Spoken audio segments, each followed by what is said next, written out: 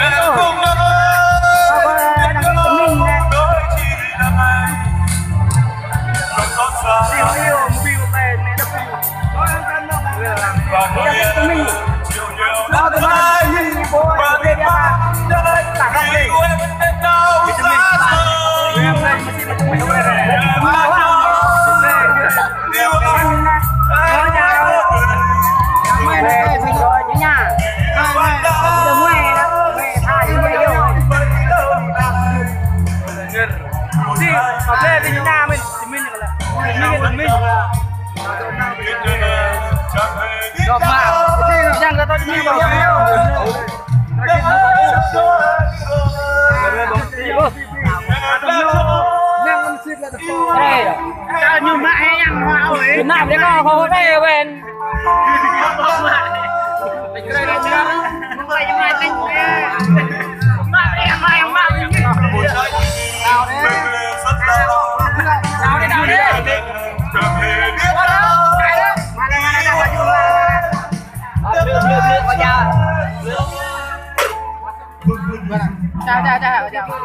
mẹ nó có như nó giờ này dập với anh này điêu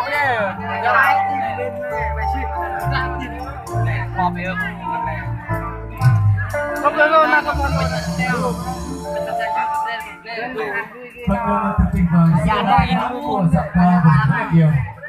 cuộc ca khúc và quay trở lại sân khấu lúc này chúng tôi là quý vị chúng ta cùng được với một số ca tiếp theo.